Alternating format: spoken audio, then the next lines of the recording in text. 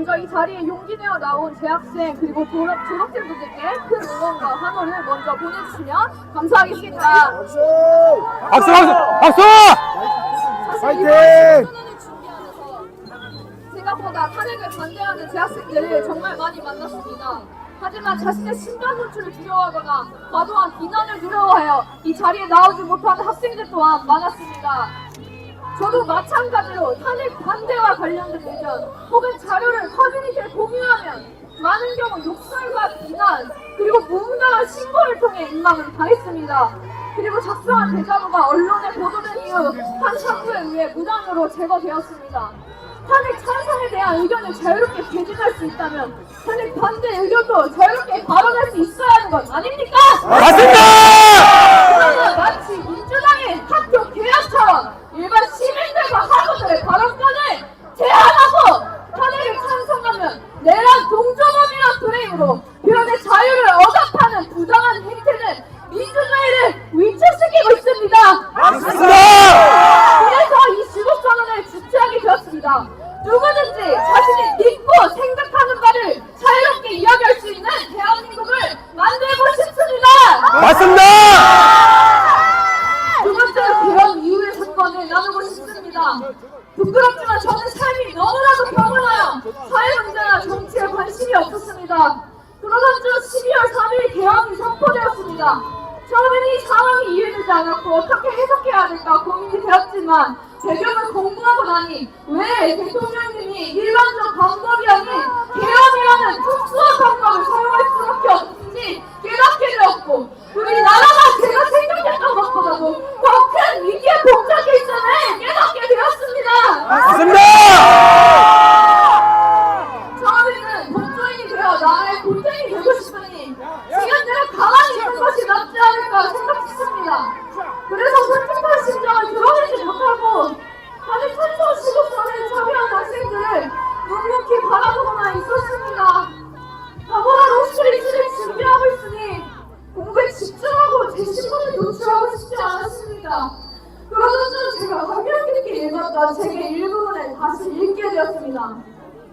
이 시대의 폐허가 절고 있는 사람은 누구라도 나라의 위급한 형편에 대한 책임을 회피할 수 없으니 모두가 이를 각성하여 깊이 인식해야 할 것이다!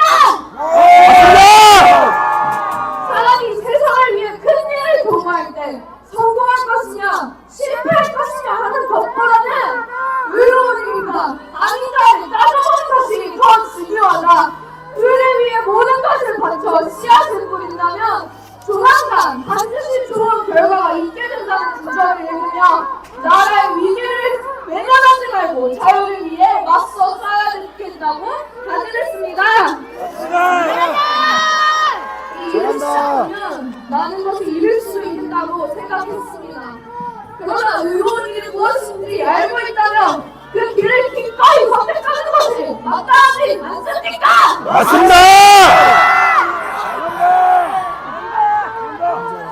저는 정말로 대한민국이 계속해서 자유하고 번영하기를 바랍니다. 그래서 그 마음 하나만으로 탄핵 반대 시국선언을 준비했습니다. 계속되는 탄핵은 나라를 불안정하게 만들 뿐 나라를 더 좋은 방향으로 개혁할 수는 없습니다. 탄핵이 잦은 나라는 제대로 기능하지 못하며 건강한 리더십을 잃은 나라는 성장 동력을 상실하고 맙니다. 좋은 취지로 시작했으나 폭력적인 방법으로 번지게 되어 피리린내 나는 욕망으로 끝맺었습니다. 이 혼란을 잠재우기 위해서는 더 강한 권력이 필요했고 결국 프랑스는 독재의 시간을 지나야만 했습니다. 우리나라도 마찬가지입니다. 윤석열 대통령의 임기 도중 탄핵 시도가 29건이나 있었습니다. 박근혜 전 대통령 2건, 문재인 전 대통령 6건에 비해 압도적으로 높여졌습니다. 서울중앙지검장, 방통위원장, 행안부 장관 등 다수 검사들에 대한 탄핵을 시도했고 감사원장에 대한 탄핵안이 통과되어 직무 정지된 것은 헌정 역사상 최초입니다. 맞습니다! 이는 행정부를 사실상 마비시키는 것 맞습니다. 무분별한 탄핵난을 통한 국가 위기를 초래한 민주당은 규탄한다! 잘한다! 역사적 사례만 봐도 우리나라가 가야 하는 방향은 명확합니다. 탄핵만 된다고 나라가 바뀌지 않습니다. 나라를 위기에 빠뜨리는 것은 개혁이 아니라 지속적으로 나라를 분란시키며 법치와 민주주의를 훼손하는 세력입니다. 윤석열 대통령의 탄핵은 한 사람에 대한 탄핵이 아닌 자유민주주의 체제의 탄핵이라는 것을 모르십니까? 맞습니다. 이것은 좌우의 문제가 아니라 대한민국 중립의 문제입니다. 오늘은 저희가 나섰지만 그 다음은 2030 여러분 대학생 청년들이 나서 주셔야 합니다. 따라서 이 탄핵받기 실국수는 이후에도 운동이 지속될 수 있도록 더 많은 청년들이 자유롭고 평화롭게 의견을 개진할 수 있도록 응원을 주시고 많은 관심을 가져주시기를 부탁드립니다. 대학생들이 일어나고 있습니다. 윤석열 대통령의 지지율은 계속해서 상승했고 50%를 넘었습니다. 이것이 가능할 수 있었던 이유는 국민들이 대통령의 진심을 알았기 때문입니다. 맞습니다. 앞으로도 피를 토하는 심정으로 구국의 결단을 하신 대통령의 헌신에 동참하겠습니다. 우리가 옳다고 생각하는 바를 행하기를 두려워하지 마십시오. 마지막으로 구호 한번 외치고 마무리하겠습니다. 제가 사기 탄핵을 외치면 각하하라 3번, 자유민주를 외치면 수호하라 3번 외쳐주세요. 사기 탄핵! 각하하라! 자유민주! 수호하라! 안녕하십니까? 저는 통계학과 이사학번 조은빈입니다. 여러분, 저는 선거관리위원회 부정선거 정직을 호소하고자 이 자리에 나왔습니다. 다들 아시다시피 윤 대통령은 대국민 담화문에서 선관위를 비롯한 정부 기관들의 북한의 해킹 공격이 있었다고 밝혔습니다. 이를 확인하기 위해 국가정보원이 나섰지만 선관위 많은 독립된 헌법기관인을 내세우며 완전히 거부했습니다. 이어 수사관계를 승낙하였으나 그마저도 전체 시스템 장비 중 단 5%만 점검에 임했습니다. 일각에서는 국정원이 시스템 장비를 알아서 선별하였다 주장합니다.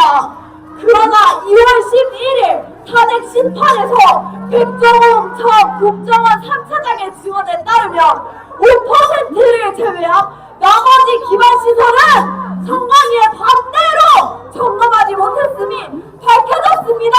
맞습니다. 여러분, 국민들이 불안해한다면 그리고 선관위가 떳떳하다면 오히려 다 샅샅이 살펴보라고 내주는 것이 선관위의 헌법기관으로서 위험을 지키는 방법이 아니겠습니까? 맞습니다. 특히 일본어를 점검했지만 결과는 참담했습니다. 선관위의 통합선거인명부 시스템은 충분히 해킹할 수 있었으며 유령 유권자를 생성하는 등 충분히 조작할 수 있었습니다.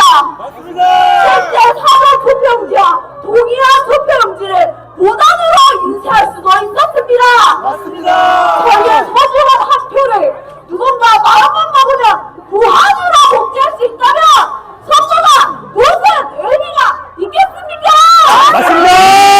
이거는 선관위의 취약한 투표 시스템에 그치지 않았습니다.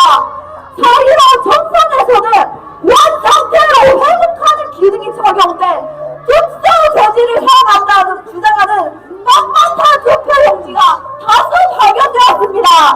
이 외에도 서로 다른 투표용지가 붙은 일명 배추님 투표용지, 주민들 항상 등록돼 있지도 않은 117세 여성의 투표 명부가 발견됐습니다.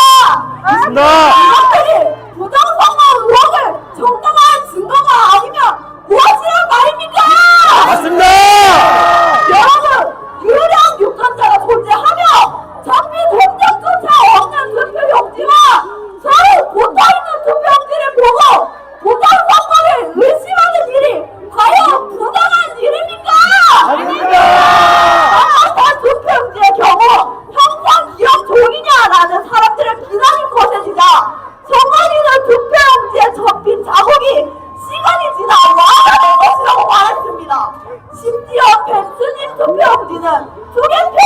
통해서 전혀 찾아볼 수도 없었습니다. 이것이 국민의 기반하는 것이 아니면 무엇이었습니까? 맞습니다. 민주당에서는 부정선거는 음모론이기에 예정 검증은 불필요하다고 주장합니다. 그러나 정말 그렇다면 모든 사실을 낱낱이 드러내어 문제를 밝히는 것이 음모론을 발생시킨 그들의 책임이지 않겠습니까? 맞습니다. 떳떳하다면 왜 낱낱이 밝히지 못하는 것입니까? 제가 선관위는 썩어를 이라 외치면 공개하라라고 상상해 주시길 바라겠습니다. 선관위는 썩어를 공개하라! 공개하라! 여러분, 저희가 탄핵을 반대하는 이유는 부정선거를 검증하기 위해서입니다. 대통령이 개헌까지 선포해가며 밝히고자 했던 진실! 지금 드러내지 않는다면 영영 기회가 없을지도 모릅니다! 맞습니다. 여러분, 저희는 지금 전혀 우냐한 싸움을 벌이고 있는 것이 아닙니다! 지금 우리나라는 자유민주주의냐 공산주의냐의 체제 싸움을 벌이고 있습니다! 맞습니다. 자유민주주의를 수하기 위해 지금 여기 우리가 벌이고 있는 시위가 우리나라가 공산주의가 되기 전에 마지막 시위가 되지 않기를 바랍니다! 맞습니다. 성관위는 진실을 이라 선창하면 밝혀라라고 상창해 주시길 바라겠습니다. 성관위는 진실을 밝혀라!